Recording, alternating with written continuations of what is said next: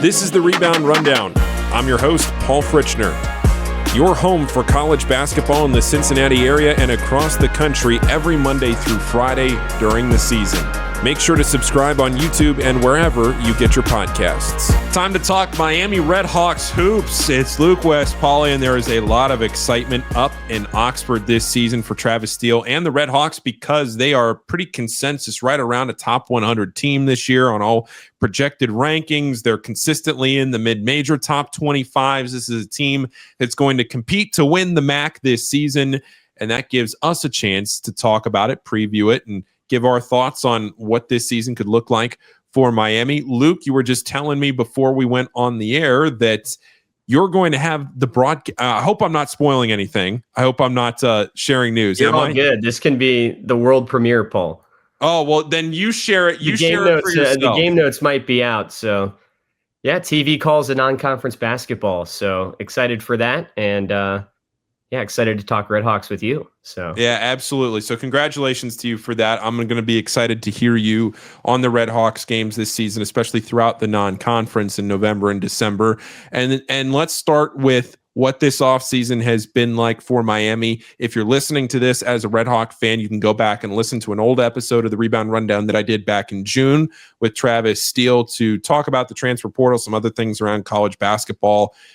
Got a chance to go up to Oxford, sit down with him inside Millett Hall, and create some good, I would say, content out of that show. And now here we are, time to actually talk about the season. I've gotten rave reviews about Miami going into this season. I know that the coaching staff is very excited about this team. What have you heard, Luke? Yeah, I think similar things. I think at the mid-major level, retention is king, right? And I think that when you look at this team and the retention that they have and bringing back four really key pieces from last year, three really regular returning starters, and then you bring back Evan Ipsaro, who kind of played that starting point guard role, although he wasn't starting games, but playing those starter minutes the rest of the year. You bring back Brant Byers, who was MAC Freshman of the Year, and you also bring in one of the more talented freshman classes we've seen in a little while. I think that, you go to the conference championship game in a mid-major league, if you can bring anybody back in this day and age, that's a big deal. And for Miami, just bringing back as many pieces as they have, and I think doing the right things to complement what they already had and maybe fill a couple of holes that they had from last year, which I'm sure we'll talk about in a little bit, was a focal point. And I think in terms of roster construction, that the coaching staff did a very good job with that. I use a roster sheet throughout the offseason. Shout out to Jim Root, who puts this together, but it's a fantastic roster sheet. And he goes through every single roster around the country, updates it throughout the offseason with transfers, players coming into programs, outside, guys coming in, guys leaving, all of that. And what he'll do is he'll highlight transfers. And on Miami, there's not a whole lot of highlighting. You go up and down some of these rosters and it's all red. There's not much red. In fact, it's Omar Atlason, a Bradley transfer coming into this program, who, again, I think is kind of maybe somebody that could sneak up on some people this year. I really like that addition to this roster. But to your point, a lot of freshmen, some new faces, but not all out of the portal. This is the way that college basketball always used to be. Yeah, and it's, I think, really exciting. I think for Miami fans that have rooted for the football team for the last few years, they won a MAC title a couple years ago. They went to a MAC championship last year. They've gotten so used to seeing Chuck Martin rebuild that team almost entirely from scratch every year because everybody's hopped in the portal. So for Travis Steele to keep his guys in town, and just for, I think, the fans to continue to root for the same guys for a couple of years, I think it's really important. And I know you talked with Todd Kowalczyk, who's a guy that, in my opinion, I think most MAC coaches are trying to emulate that program at Toledo. And he talked about, you can't just get a guy for 1 year. It's got to be at least two, and transfers are going to happen, but just having guys come back for at least that second year, in some cases the third, I think is really awesome. I think it's great for the fans because it develops a familiarity with this team. I think that the fan base grew very familiar with this team last year just because of the amount of attention they had, which was something that's not normal for this program. Again, we chatted last spring around when this hype was really reaching its peak and Miami started to make their run towards the MAC tournament. And I think I told you back in the spring that, in my lifetime, this is as excited as anybody's ever been about Miami basketball. So I think it's a very exciting time. I think bringing everybody back, it feels old school. And I think that that's something that is really celebrated by RedHawk fans for sure. Peter Suter, one of the best players in the conference, he's back this coming season. What are you expecting out of Peter? Yeah, for Suter, he said that his conversation with the coaching staff in terms of returning was very quick. It happened a couple days after the MAC championship game, and he said, listen, this is the place where I want to be, and he's got 1 year left, and he decided ultimately that he wanted to come back. He's the preseason player of the year in the league, and again, anytime you can return a first-team type of guy, top 20 scorer in the league like Suter was last year, and a guy that really heated up, I think, towards the end of last season. He was incredible to watch in the MAC tournament. That's obviously big, but I think that the biggest thing for him and for a lot of these top-end guys that Miami has kind of developed over the course of the offseason is that they're not sneaking up on anybody anymore. And Pete said this yesterday during the team's introduction press conferences that they feel very targeted by the rest of the league now. I mean, you look at some of the signature wins early on in Travis Steele's tenure. You look a couple years ago when he beat John Gross in Akron, when Enrique Freeman was terrorizing the league, and he, of course, ended up going on to the NBA, and he did great things. But that's not going to happen anymore. You're not going to play the Akrons or the Toledos or the Ohios and not expect to get a very good shot from anybody else in the league. And even the teams that aren't projected to go up near the top. Miami had a difficult stretch last year towards the end of the regular season where they lost to a couple of directional Michigan schools that were not really in the MAC title conversation. And so that's something that, you'll have to get used to. Teams will really put a target on your back and really try to give you their best shot. And that was something that Suter said was very important. Just having that consistency in his body of work this year was really important to him.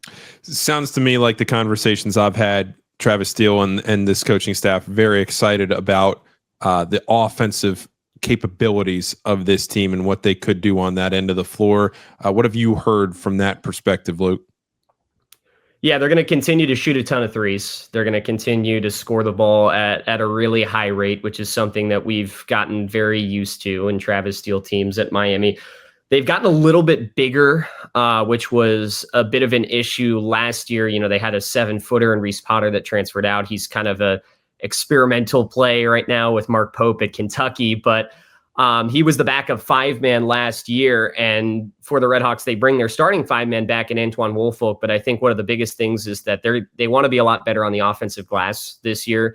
Travis Steele talked about they were around 26, 27% on the offensive glass last year, and so they want to get that number up above 30 this season. And when you look at some of the conference losses last year, namely really the one time they got blown out in the league last season was in the regular season to Akron. They just got destroyed on the glass. And so bringing in a guy like Almar Atlason, that he can shoot the ball, but he plays the 4 and he plays the 5, and he's athletic, and developing your guys as rebounders. I mean, 2 of your top 3 returning rebounders are guards, which is that good?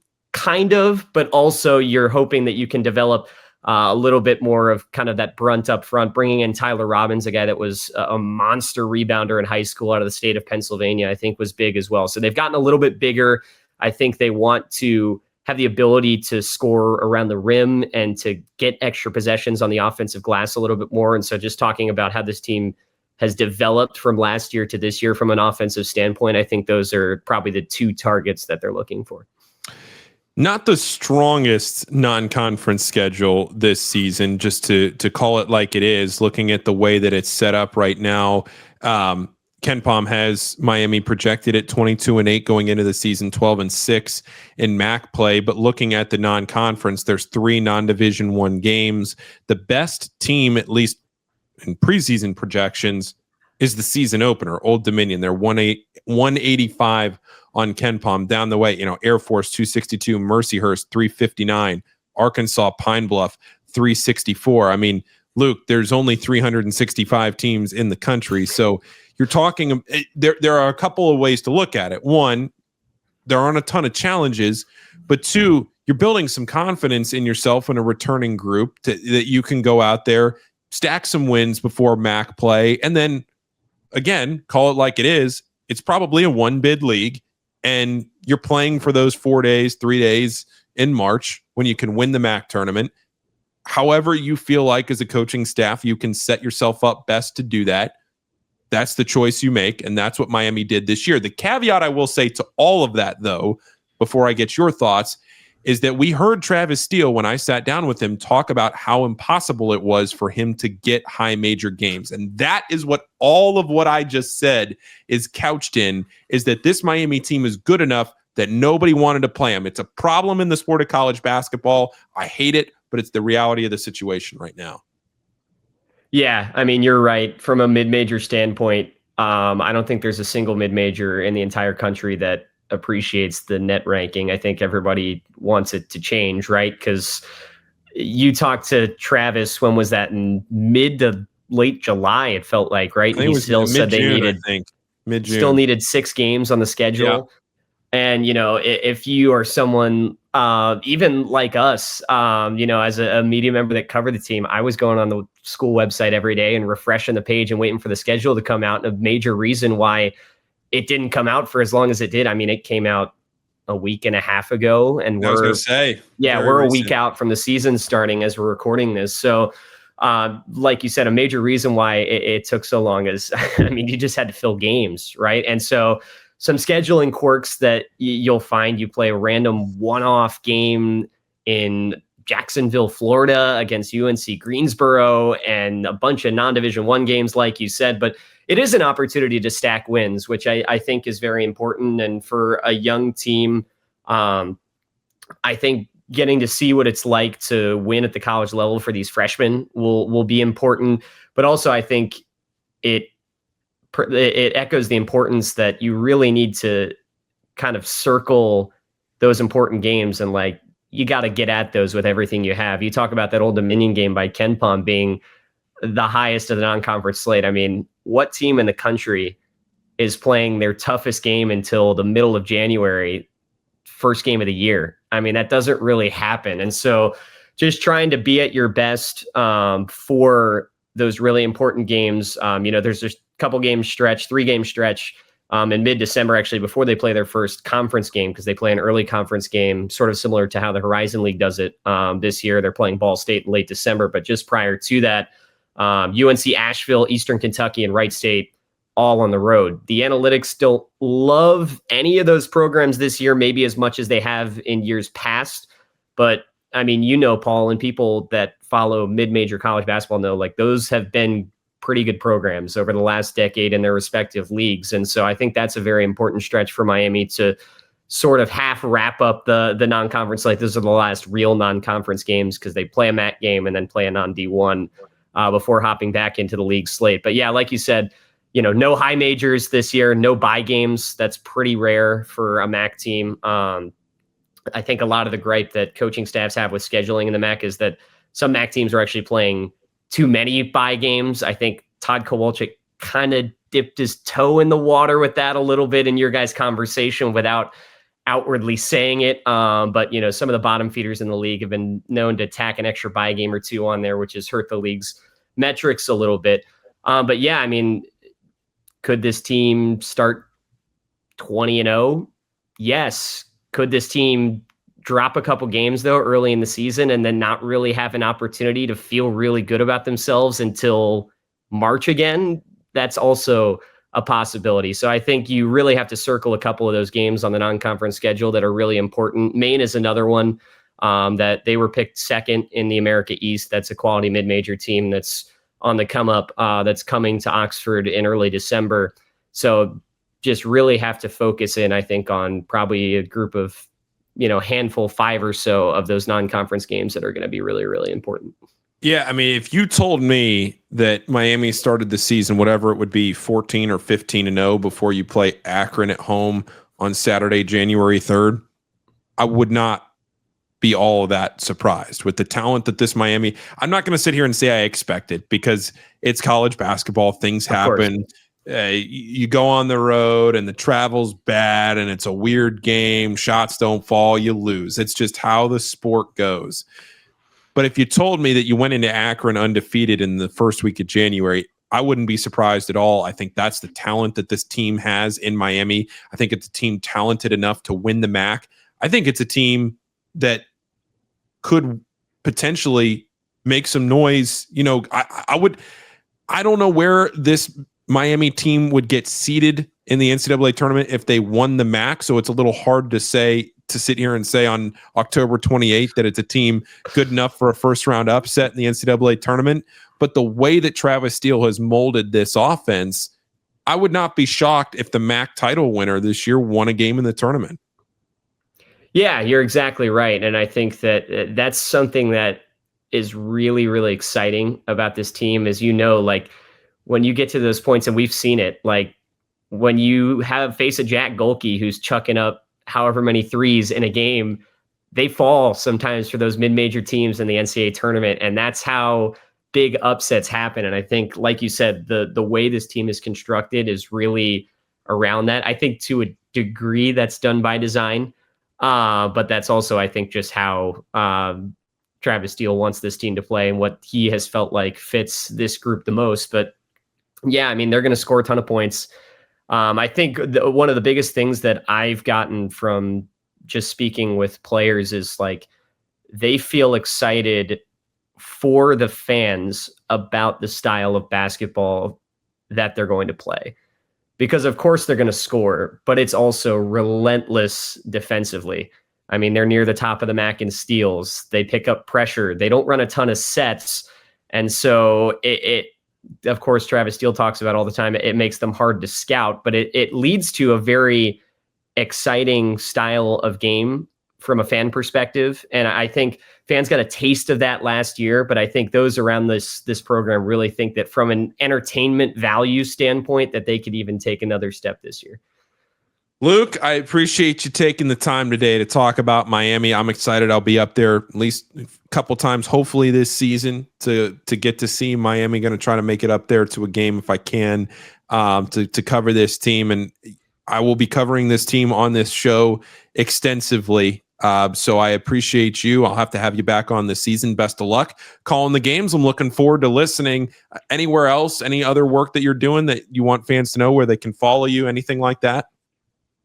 Hit us up on Red Hawk Radio YouTube. We're upping things a little bit on the content side this year, so you can interact with us there.